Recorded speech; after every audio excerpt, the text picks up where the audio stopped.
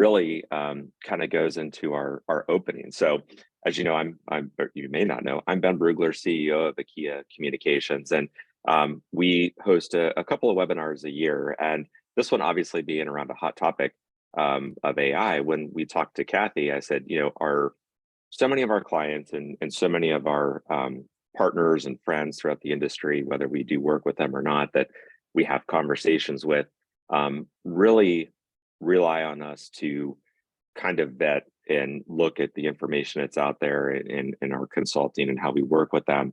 And this was one that I felt, while I knew enough to be dangerous and the team had obviously done some experimenting with it, the different tools that are out there, we really needed to go straight to the source. And when we talked to Cathy about potentially doing this, even in how we wanted to structure this webinar, came up not in a traditional fashion. So what you won't see today is, slides and a formal presentation. It's kind of why we structured the invite the way we did. What we wanted to do is have a couple of placeholders as we walk through really what's Cathy's point of view, as I like to see from the front lines of AI, is what she's out there and seeing. And she and I both agree, we really want this to be open and casual. I know sometimes in video it's a little bit more difficult. So if you have a question or want to pose a question, please use the chat. We have Macy and Courtney from Akhia that are going to be moderating that. They will have no problem interrupting me with any questions that come up, because we want to make sure we get those answered. We want to make sure we hear from you. We want to make sure that you get the chance to talk directly to an expert that we have here with us this morning, in Cathy. So that's really our biggest takeaway for today. We have some really great conversation ahead. We were joking about calling it a safe space, but in reality, joking aside, it kind of is a safe space. And Cathy and I were talking, I said, hey, I wouldn't even know if I wanted to ask you to do a presentation a month from now, because so many things may change, which she said, absolutely, that is exactly what would happen.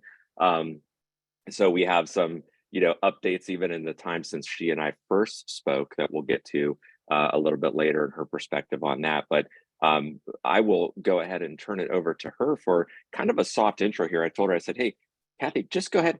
Who are you? What do you do?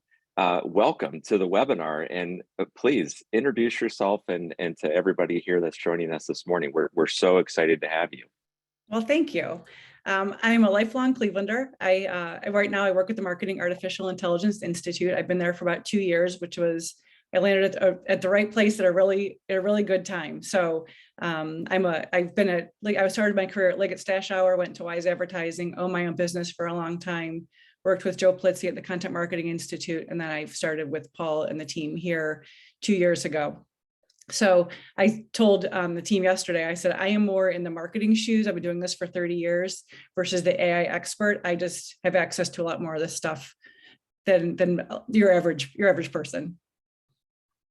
Yeah, and that was, like you said, hey, I've kind of turned into, marketing person turned into the AI expert. And I, when we were making notes here, you said, hey, I've lived all of this. I've gone through the same things in my mind, the same questions, the same fears.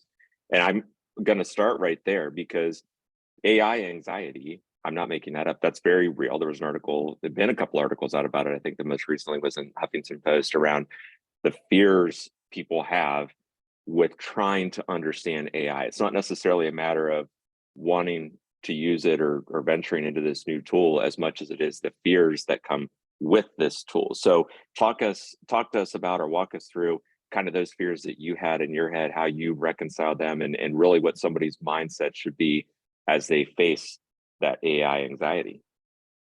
I think one of the biggest fears we hear about is people say, I'm going to lose my job. Am I going to become obsolete based on this technology and what I'm doing? Obviously, who I work for, I'm not going to lose my job, because he understands, the role of artificial intelligence in our life, that it's not to replace us, just to augment us, augment the things we're doing, take away some of the rote, repetitive, data-driven things that we're doing, and help us focus on things we love, which I truly believe that. I wouldn't say that. I wouldn't work for this company if I thought it was going down a bad path. I think we need to really be careful with some things, but I think that the benefits are long-term and will help us. But then other things like, how do I even start? And that's something that I look at and I'm like, I've been doing this for so long that I have my processes. And even though it's changed, so much over the past 30 years, it still has been like, okay, I like writing. I like doing the analytics. I like doing some of those things. How do I even decide what tool to use, where to start? And do I even want that to take over what I'm doing? So trying to figure all that out. And then I'm realizing, oh, I do love the writing. I do love the content creation, but I don't love the rest of it. I don't love repurposing. And a lot of the things, even I don't know how to do that. I'm using some tools that have actually filled a knowledge gap for me. So I think if you just look at tech the right way, I think it's like buying any technology. The way you look, you still need to make those choices on what's my strategy, what are my goals, what am I trying to achieve, and is this technology going to help me? And I think that kind of just makes it, oh, we're just buying smarter tech.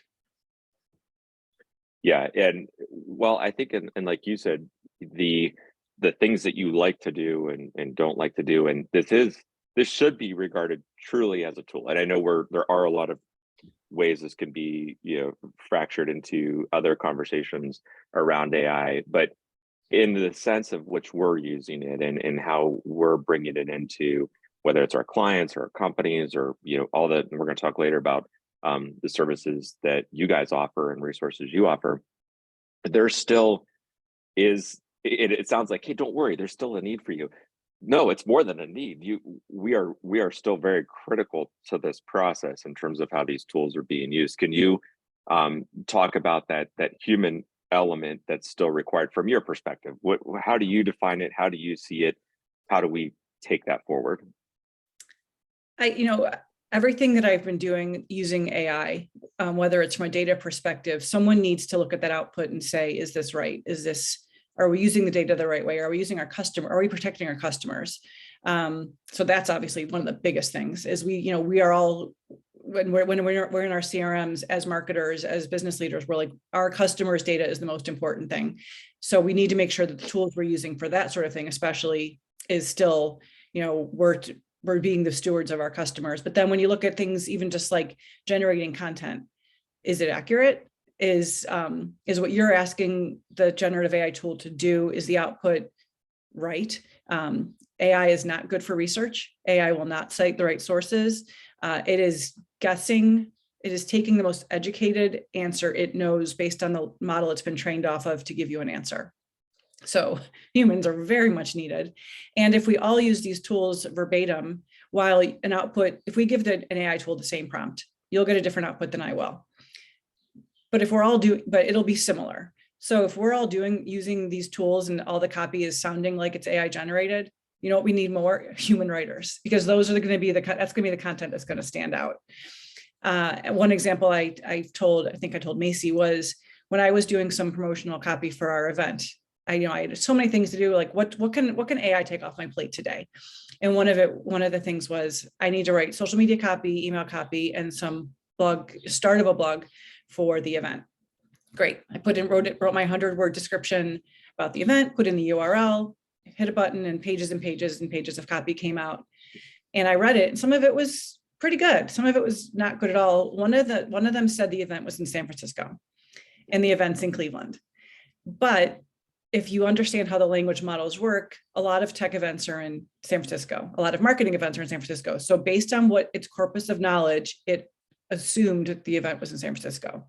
So I had to check that, so if I would have published that as is, what I was doing as a marketer would have been incorrect. So that's a very, very small example, but it does run the gamut across all the things that AI is doing, that you need to have that human checking everything.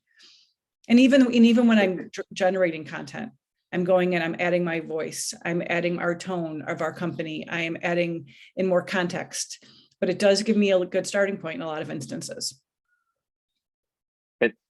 And that's okay, to have that starting point.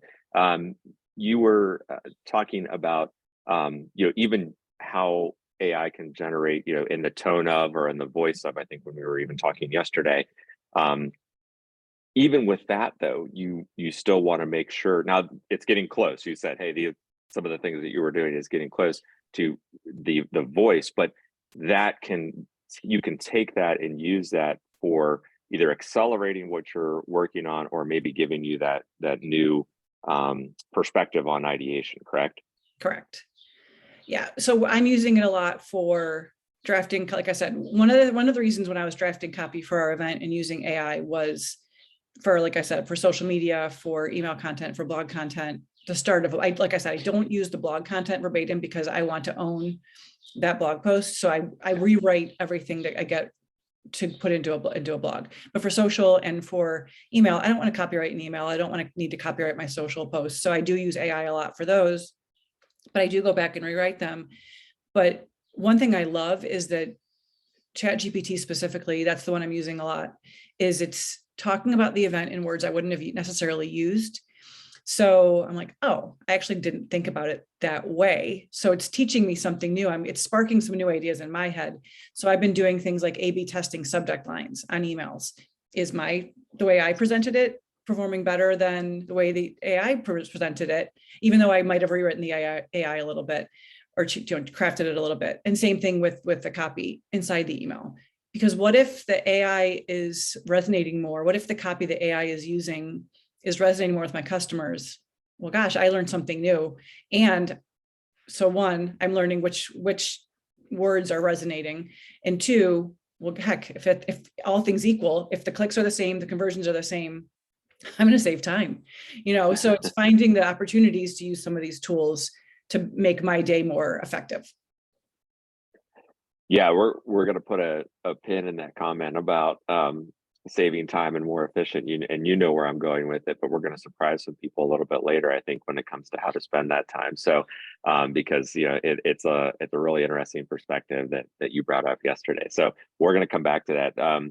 But I did want to ask, you mentioned about the copyright aspect, and you said to me, and I want to be very clear in this for our participants, that, hey, I'm not an expert in the legal side of AI, enough to be dangerous, so to speak. So can you give us your perspective, that kind of 30,000 foot view of the legal landscape right now, knowing that it is changing? This is truly, we know AI is changing by the day, but this is literally changing day by day. I mean, there are things that aren't even written and regulated yet. So we won't put it in stone, but kind of give us your high level aspect of the legal side of AI. Right. So I said this, the few times we've talked, I'm like, I am not a lawyer for a good reason. So I am taking this as a marketer who reads a lot about, the impact of copyright laws and things on what we're doing. So the way the US copyright law stands today, and it's from the 1800s, so it's been around for a really long time, and some might say it's really outdated, is that copy has to be human generated to be copyrightable. So the way I look at that for me, which I think applies to you and people on the call right now, is I'm not going to copyright my tweets, my Facebook posts. I'm not going to copyright my sales emails. If I want to copyright my blog post, I need to use a human needs to write that. But if you're not worried about, if you write this amazing blog post using AI, and in a few months someone pulls it verbatim from your website and they put it on their website and call it their own, do you care? You might. But if you don't care, it's that cost benefit analysis of, is this helping you get to an end goal for your business, but someone else might be able to take it? That's a decision you need to make. I wouldn't use it maybe for website copy, because your website, that's your biggest piece of marketing you have. So I think I'd just be cautious on that. And that said, there are cases in the court systems right now. So we need to do the right things by, for us, for our companies, for our clients, because legal precedent is going to lag so far behind. So we need to, again, just make those responsible choices on how we're using this. So that's the way I look at it.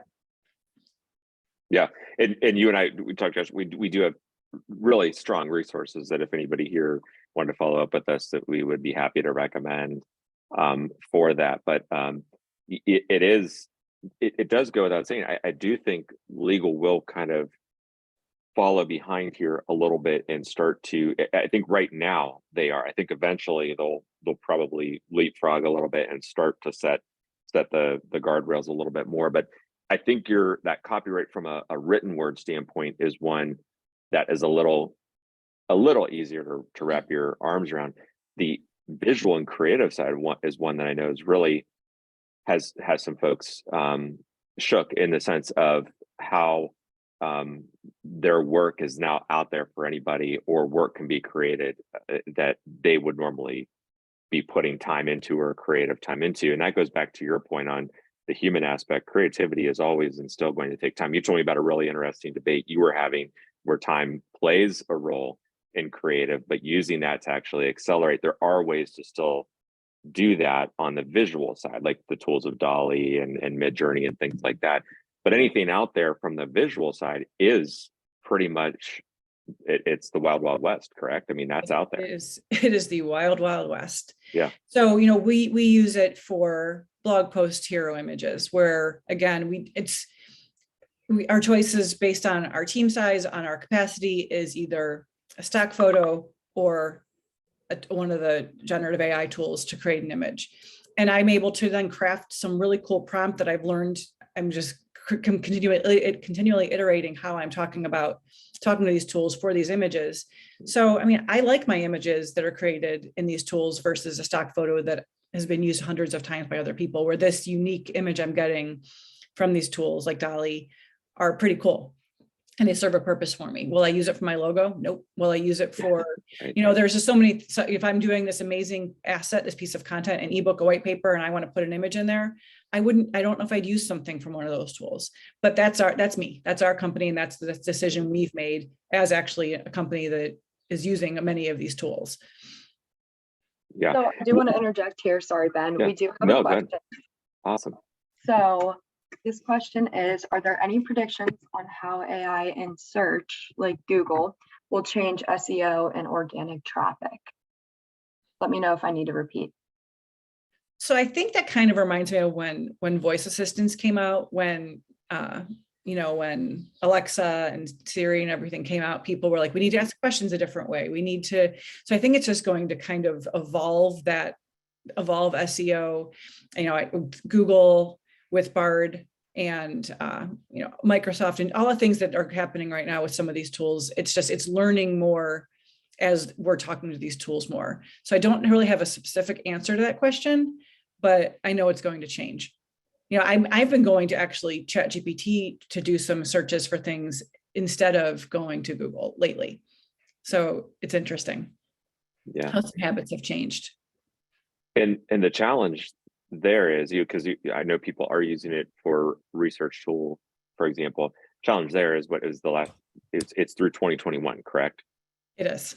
So again, if you're trying to, look up, what sports team won the World Series last year, or right, what are the top 10 best places to live in Ohio right now, it's not good for that information. But if you're, asking questions about history or any other thing, or recipes, some things that have stood the test that are just older, but it's not supposed to be a search tool necessarily.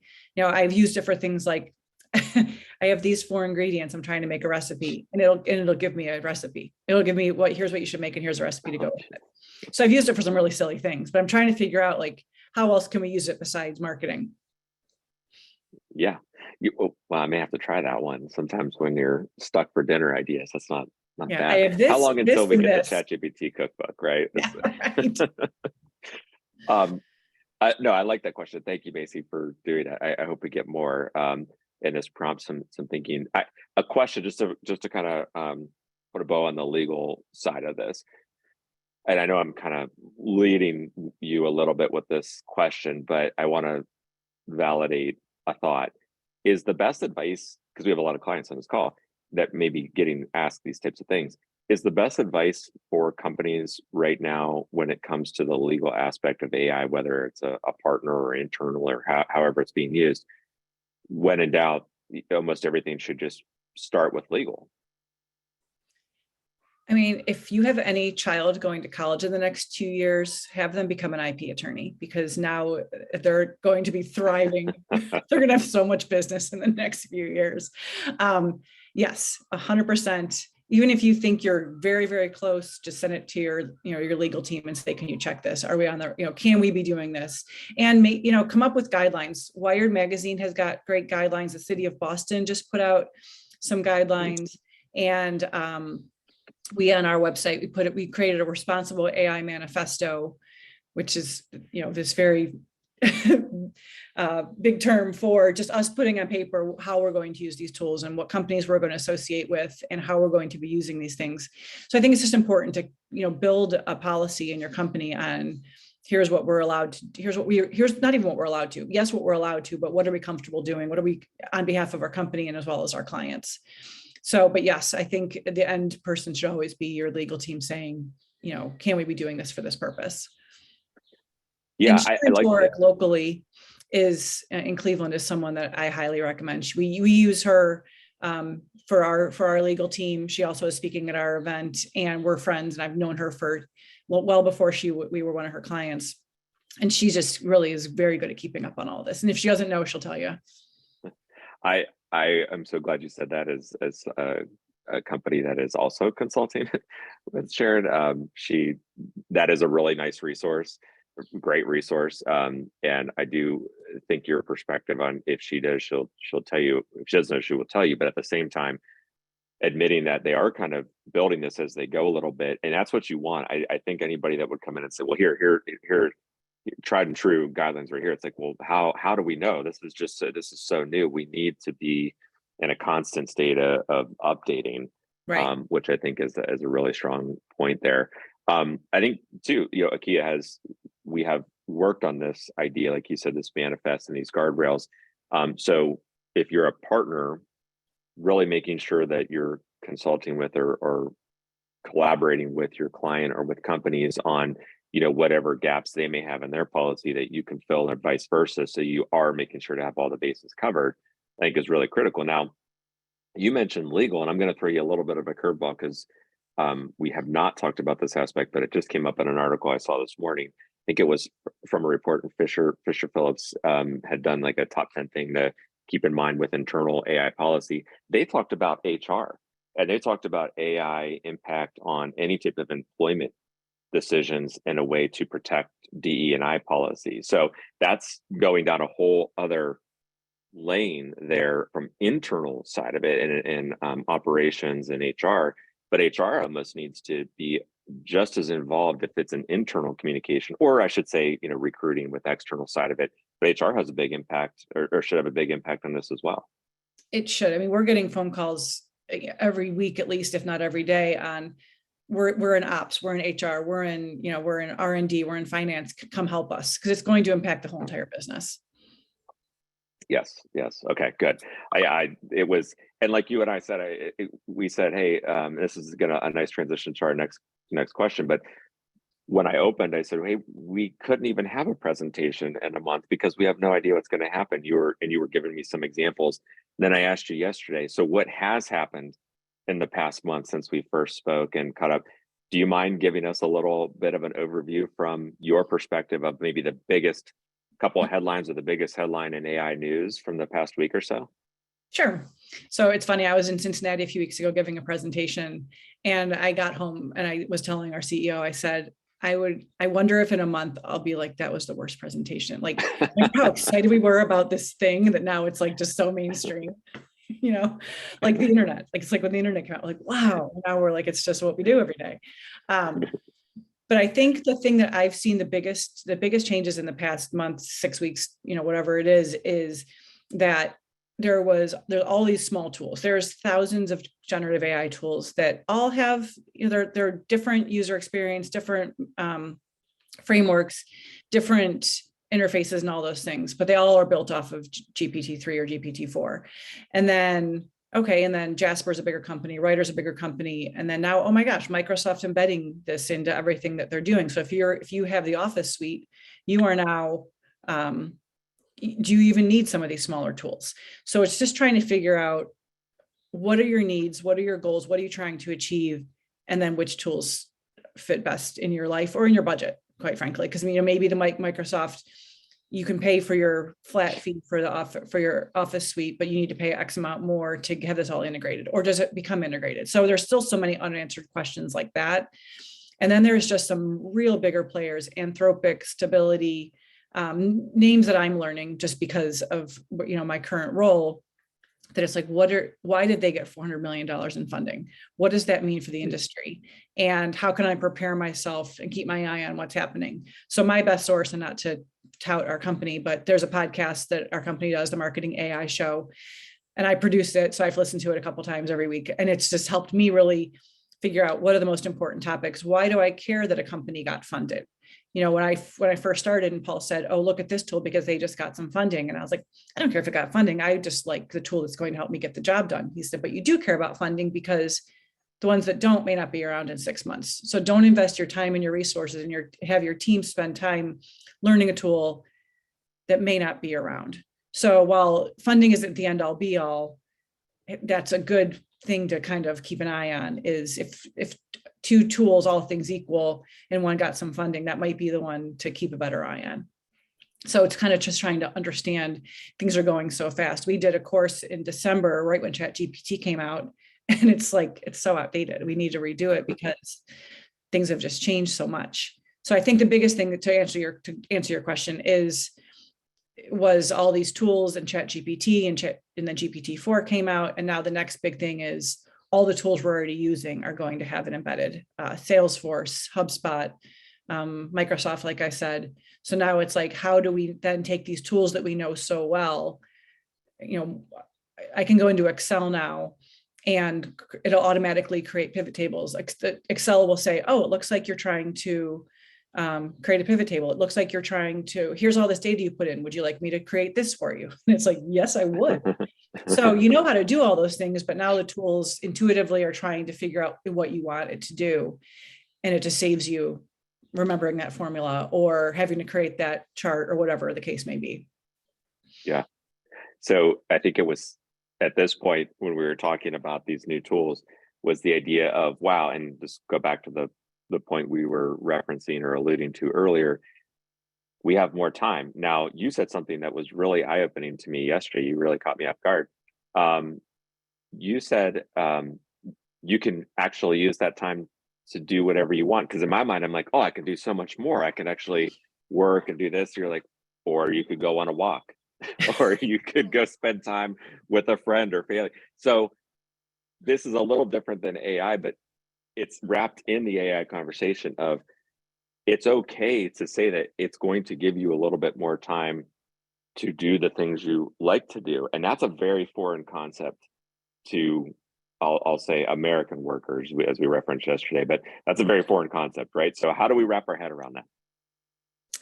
So when I was talking about when I was saving time doing the copy for our event, for our promotional copy for our event, I estimated I saved about 4 hours in my day where I would have been doing all these things.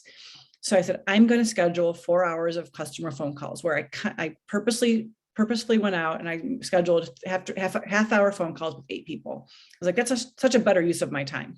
AI is not going to replace those conversations. It's not going to replace that personal touch.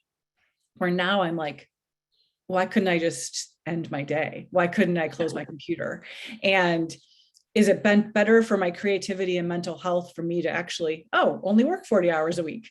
Because, I'm done. I'm not, we realize our work's never going to be, we never can be like, everything's done for the day and I just can close my computer. Where there's always something more you could be doing. So why do we have to spend that time being even more efficient, doing more work and being, why can't we just live happier lives?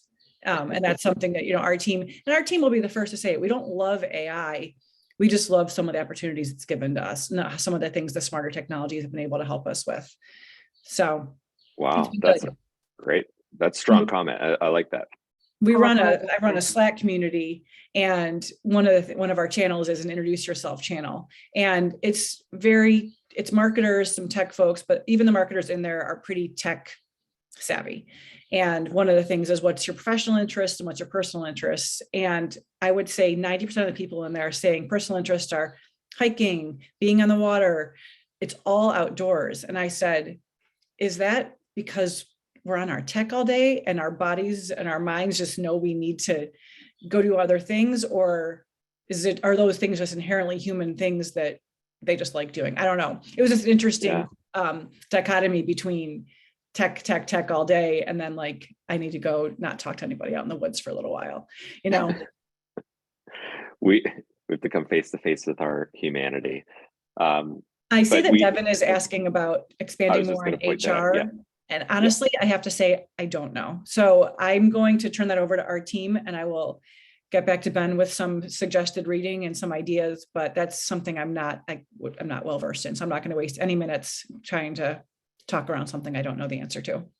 Yeah, and I can add my perspective to what you come back with, and again, it's been more from my own and our own research into this, because it is so new. But there has been a lot of conversation.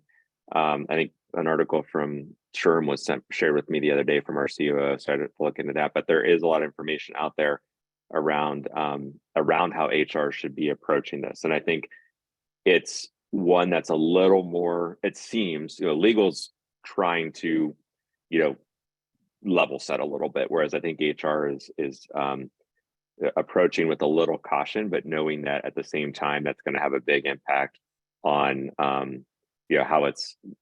it can be used to look at resumes and qualify candidates and things like that. I could speak from experience of hearing from companies that are seeing ChatGPT being used to answer questions in the interview process and things like that. So it's a flip side too of needing to be paying attention to, if you're giving people strategy tests and things like that with entry. So that is a lot of layers to peel back just for HR. But the same could be said for a lot of organizations within, a lot of groups within an organization. Mhm. Correct, Cathy? I mean, we're picking, a little bit here because it's easy to say legal or HR or marketing, but you said R&D, you said sales. That pretty much every group within an organization has to really look at that alignment with how AI is going to be integrated into the company. Right. And back to the HR one for a second. So I was speaking at a local university a few months ago, and I was talking to a student afterwards, and he said, I love ChatGPT. What I've been doing is, he said he's been taking job descriptions and Indeed, putting them into ChatGPT and saying, what keywords should I put in my resume? So Oh, wow. when I upload my resume, I'll make the first cut. I'm like, kind of genius. Yeah. But are the words he's adding, are those actually true? So it's how can it be a benefit to you on your job search, on the hiring, and is what this person is doing, is it ethical? If it's tweaking a word because it just makes more sense for that, sure. But if it's being dishonest or something, those are some things to watch out for. Yeah, and we have a great, and I know Jennifer, so I can ask her. I don't mind if maybe she could elaborate a little bit here. This is a great point she made in the chat. And I think if I'm reading it correctly, it kind of goes to the point I made in that article I referenced, just about how careful, and that's why I use the word careful with HR, in terms of, because you don't want to be getting to a situation where it's undoing a lot of work or critical aspects of your DE&I program and policy, especially when it comes to hiring. So I do think it's going to be an untapped area right now. Like you said, it's one that, hey, I don't know, I need to turn over to our team. And I think that's only because it's all so new, and it's okay to say that. I mean, is it fair to say that, Cathy? I mean, I'm saying it's okay, but from your perspective, is it okay sometimes to say, like, we don't know? Hey, this is so new. We're trying to make the best decisions we can. We're trying to use it the best way we can. And the idea of pausing, which was very publicized back in March, and slowing down a little bit, there's nothing wrong with that, right? To try to understand how this technology should be used. I mean, and it's okay to go through and say, find accountants and look at this and they say, this is totally right or totally wrong. We're not even going to use this, scrap it, and then go do, what you would have done previously. But I think we need to kind of test those things sometimes and say, oh, it's not there yet. Just so we know that what we're doing is how we've been doing it is the right way for now. 100%. Yeah. And, these language models were trained on a finite set of data. So it's, and in some instances, which we've been learning over the past 6 months, was the wrong data, was not enough data, was biased data.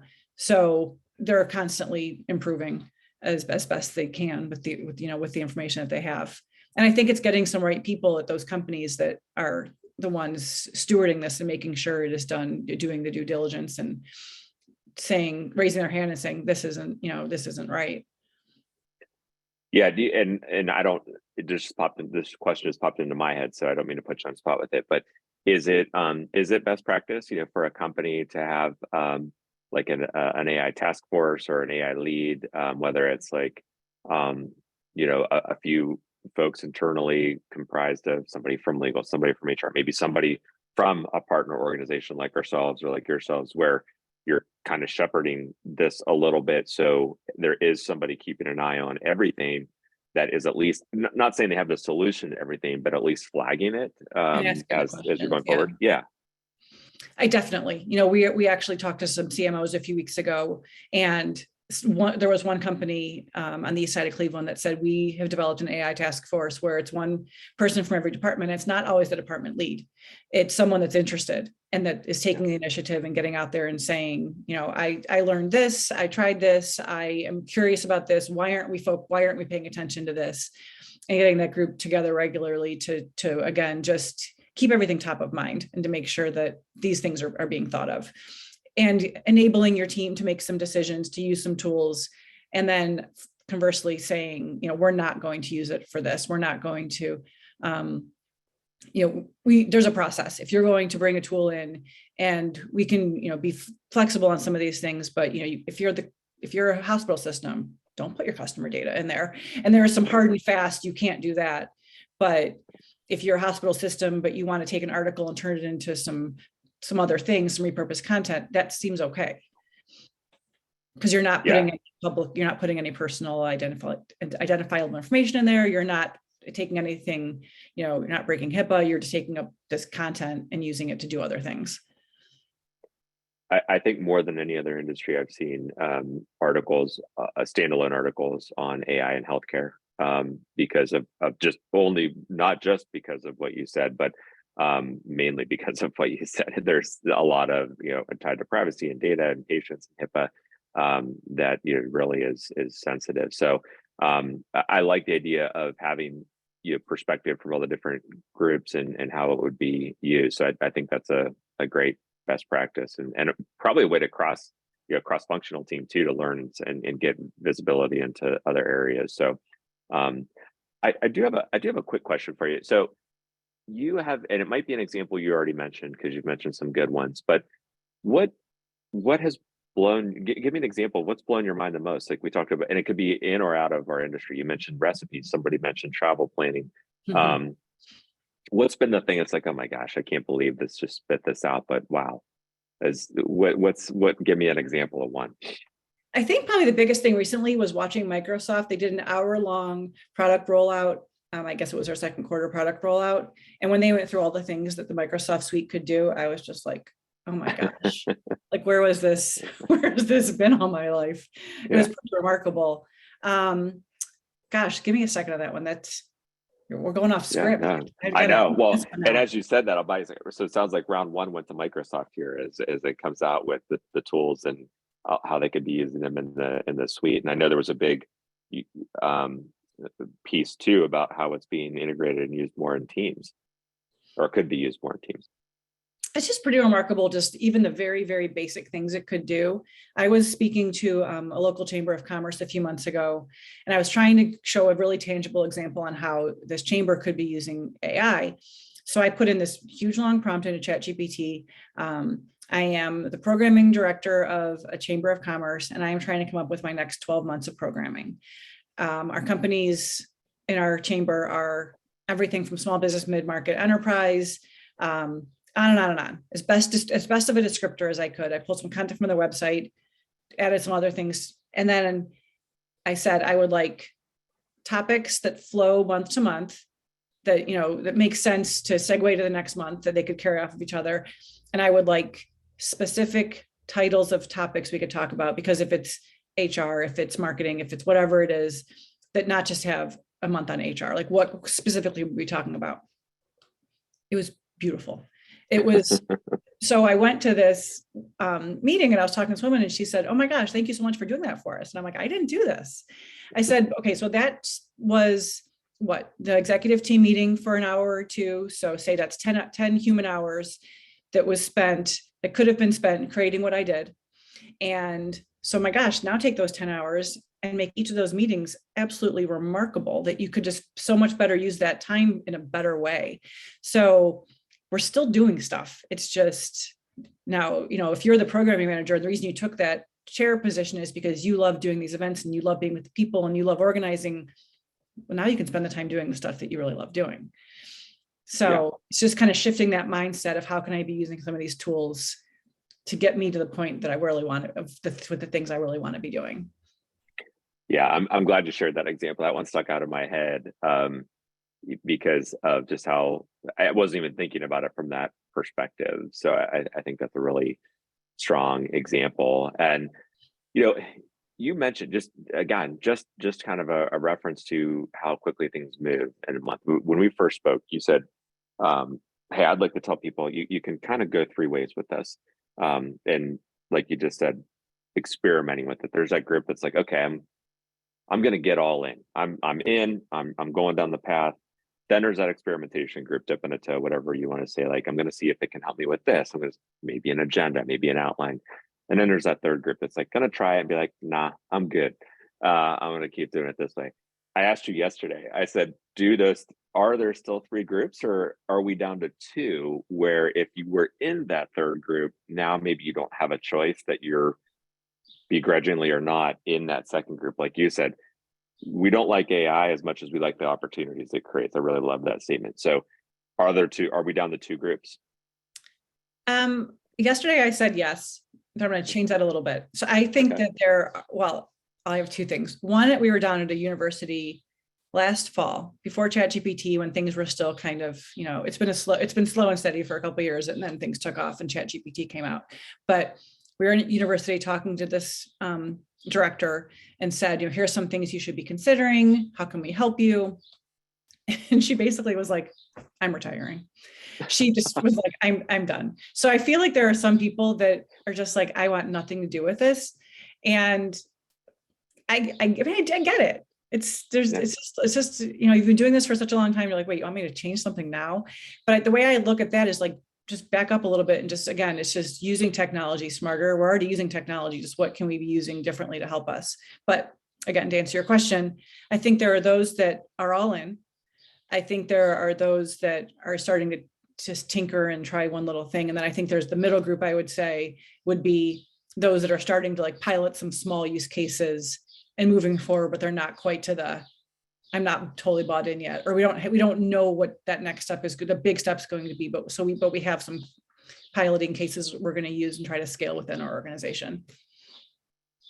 Is it fair to say that I always reference, I guess I use January as my jumping off point. Is it fair to, so like if I'm saying in the last 6 months, is that a fair time frame, or should I, like, where we've really been in this?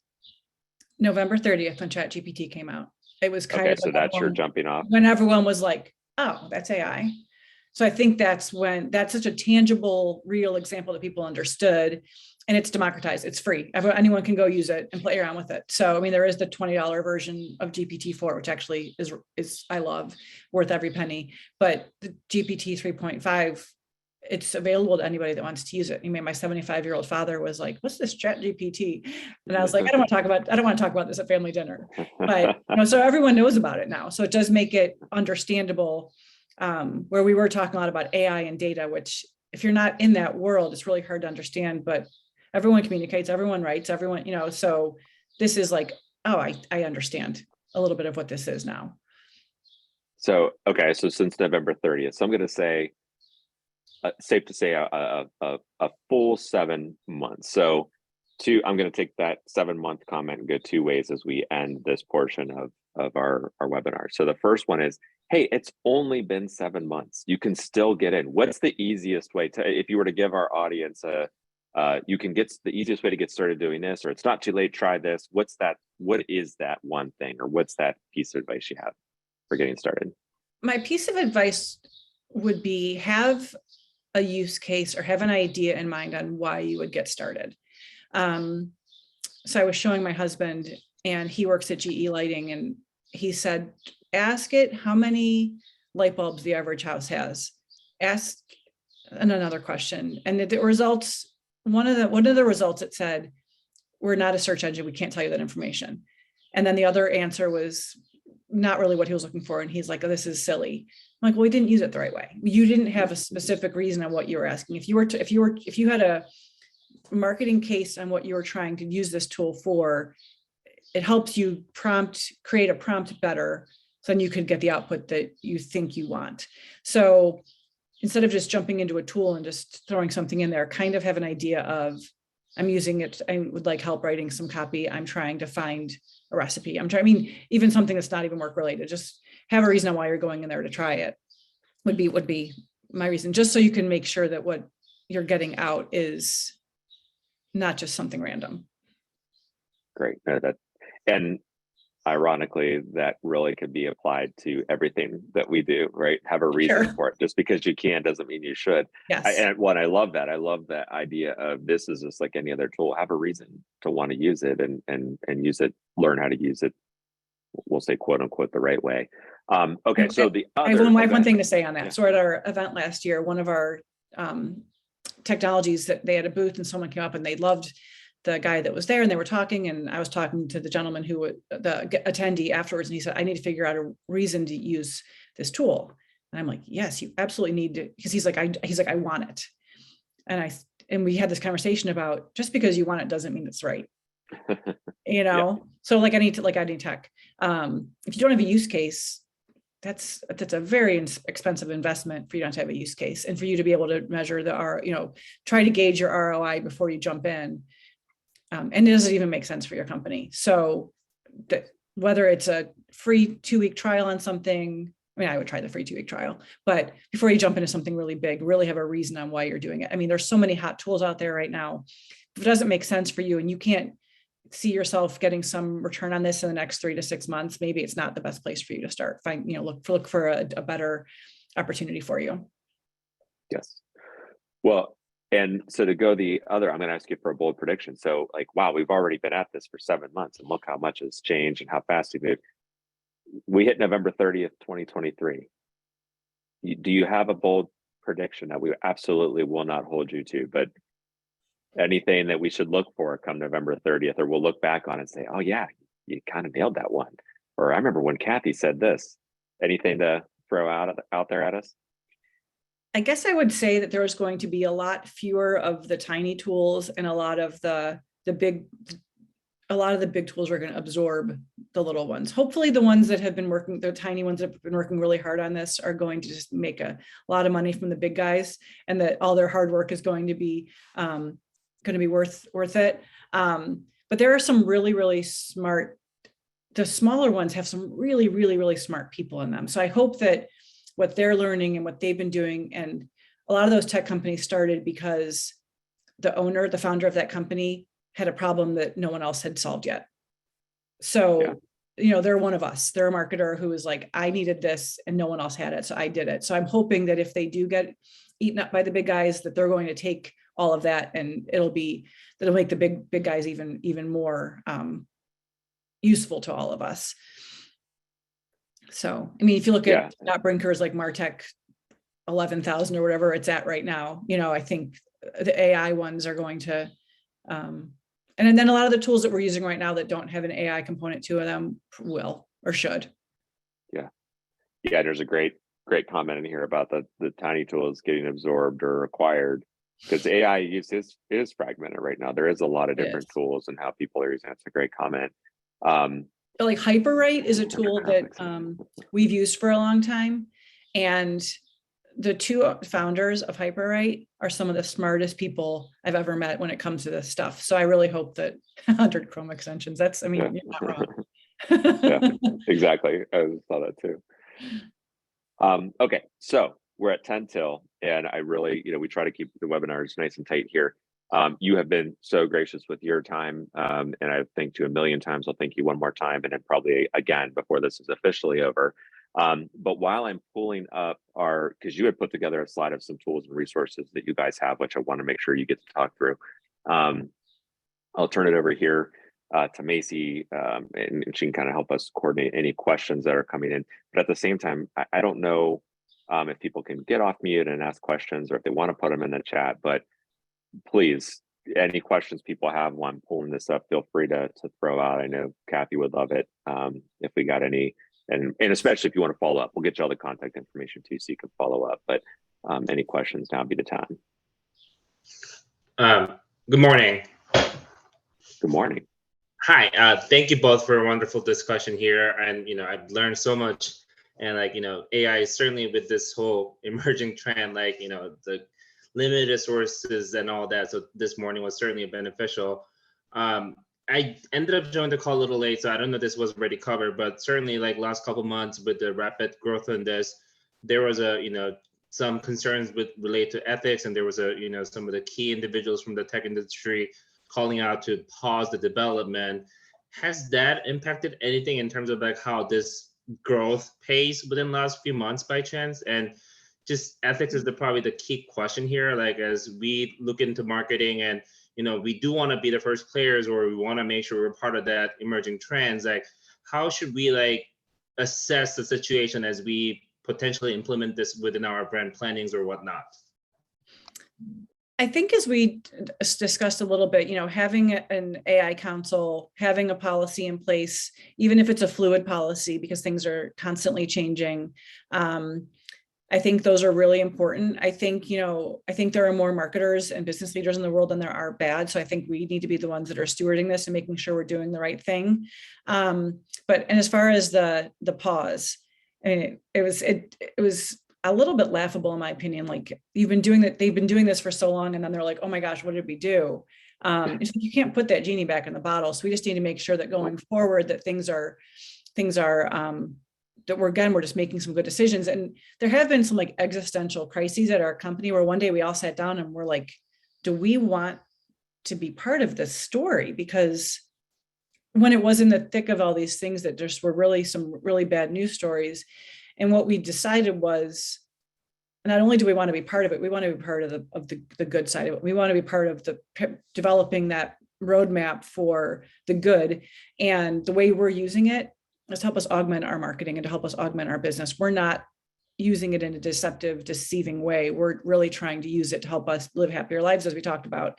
So, yeah, I don't know. It's at our event and everything we do, we have an ethics person there. And this year, I think we have 3 ethics people speaking at our event. So it is very, very top of mind and very, very important to stay on top of. Thank you very much. Mm-hmm. If I can jump in, I have a quick question. My name's Steph. I work for a company called Strategist, and we focus on OTT CTV advertising. And one thing that's come up kind of internally within the organization is developing a library of best practices that our reps can essentially, say, hey, pull a really successful campaign that we ran with a higher education client a year ago focused on, let's say, accounting or business programs. There's some hesitation to that as far as sharing all of our secret sauce, right, and putting internal company data into a chat GPT or whatever it might be. And maybe this is a very much forward looking question, but is there a answer to that you found, Cathy, in your journey, and in the future, do you feel like every company will have their own kind of AI database that can help with training and onboarding and looking back historically through organizations?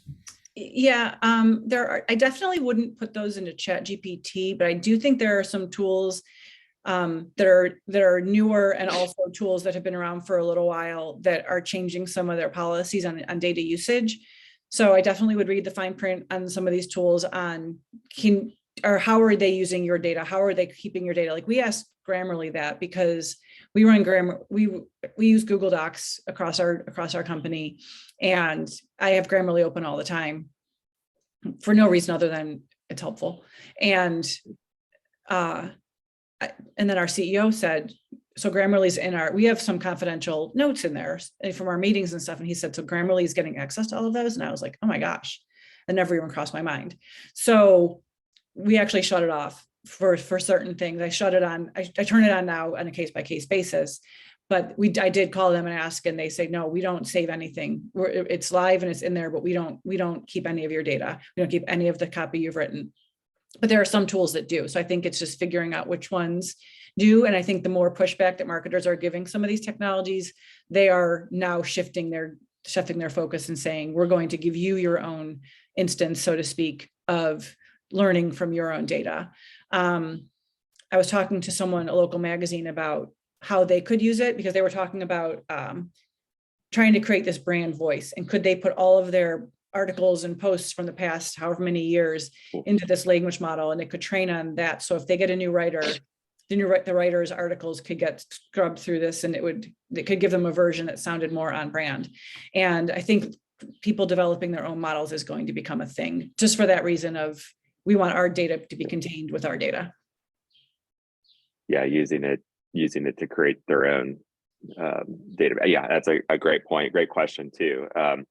And to the ethics point, because I just don't want to lose that idea. I mean, it sounds cold to say it. You can tell me if I'm overstating this, Cathy, but this is one of those things truly that is going to happen with or without us. This is moving forward. You can't put the gene. I shared the concern expressed in the pause letter. I shared the laughability from your end of, now, Right. This is it. Now you want to pause. It's terrifying as the reasons that were outlined, but we're through that. This is happening. This is moving forward at a very fast speed. So there is no time to wait until we'll form ethics when this happens, or we'll form legal when this happens.